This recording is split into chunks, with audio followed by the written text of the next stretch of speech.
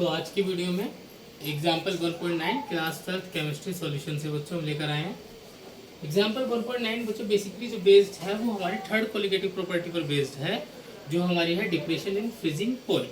ठीक है, जिसके फॉर्मूले में आपको पहले बता रहा हूँ। डिप्रेशन इन फ्रीजिंग पॉइंट का फॉर्मूला होता है delta T F is equals to K F into M.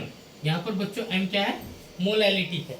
अगर आप मोलैलिटी का फॉर्मूला रखेंगे तो delta T F is equals to K F into W B into 1000 by M B into W A. ये हमारे पास formula आता है बच्चों। जनरली मोलर मास को कैलकुलेट करने के लिए हमें लगाना होता है। और डेल्टा टी एफ जो कि चेंज इन डिप्रेशन आएगा आपका, वो कैलकुलेट करने के लिए फॉर्मूला आएगा T naught F minus T F, क्योंकि यहाँ पर फ्रीजिंग पॉइंट में कमी आती है। ठीक है, तो यहाँ पर हम बच्चों थोड़ा थोड़ा बता देता हूँ। जो टी नोट एफ है, T naught F pure compound का, प्योर सॉल्वेंट का फ्रीजिंग पॉइंट, जबकि टी एफ सॉल्यूशन का फ्रीजिंग पॉइंट कहलाता है। Delta T F depression in freezing point या फ्रीजिंग पॉइंट डिप्रेशन को कहते हैं। ठीक है, डब्ल्यू भी यहाँ पर सोल्यूट का वेट है, एम बी सोल्यूट का मोलर मास है और डब्ल्यू है सॉल्वेंट का मास है। ठीक है बच्चों, तो चलिए क्वेश्चन को स्टार्ट करते हैं बिना देरी किए। 45 ग्राम ऑफ इथाइलिन ग्लाइकोल, आप समझ गए होंगे 45 ग्राम क्या है? सोल्यूट का वेट, जिसको कि किससे रिप्रेजेंट करते हैं बच्चों? एंड टू एंड लिखते चलेंगे। W B is equals to 45 gram. Ethylene glycol को मिक्स किया गया है 600 ग्राम ऑफ वाटर में। तो वाटर क्या है? सॉल्वेंट, डब्ल्यू ए कितना? 600 ग्राम। ठीक है बच्चों, calculate the freezing point depression. पहले पॉइंट में हमें निकालना है delta T F, freezing point depression delta T F. दूसरे पॉइंट में निकालना है freezing point of the solution, solution का फ्रीजिंग पॉइंट टी एफ। ठीक है बच्चों, बात क्लियर है? फॉर्मूले के लिए मुझे, क्योंकि पहले पॉइंट में डेल्टा टी एफ निकालना है, तो डेल्टा टी एफ के लिए कैसे निकलेगा? के एफ इंटू एम से। एम के लिए मुझे मोलैलिटी कैलकुलेट करनी पड़ेगी, और मोलैलिटी के लिए मुझे मोलर मास भी चाहिए सोल्यूट का। अब सोल्यूट मेरे पास है इथाइलिन ग्लाइकोल, इसका मोलर मास कैलकुलेट करेंगे तो कार्बन यहाँ पर 2 है, तो 2 into 12 atomic mass of carbon plus 6 into 1 hydrogen का atomic mass plus 2 into oxygen का एटॉमिक मास 16। आप इसको सॉल्व कर लीजिए, ये आएगा 62 ग्राम पर मोल।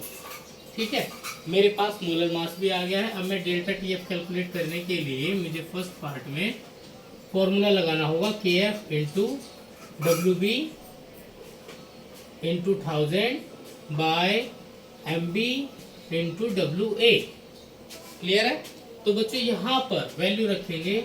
वैल्यूज हमारे पास है K F for water 1.86 into W B is 45 into 1000 by M B कितना है बच्चों?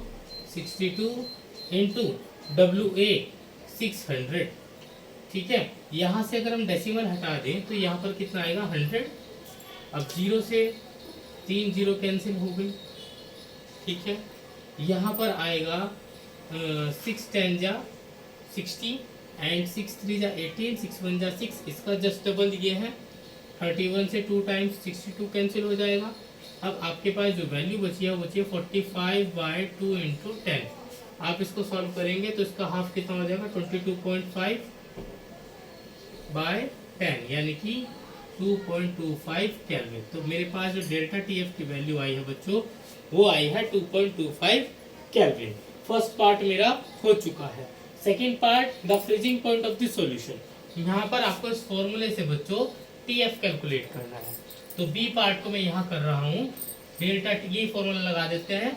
तो यहाँ से टी एफ निकालने के लिए बच्चों टी एफ को इस साइड ले आएंगे और डेल्टा टी एफ को उस साइड ले जाएंगे।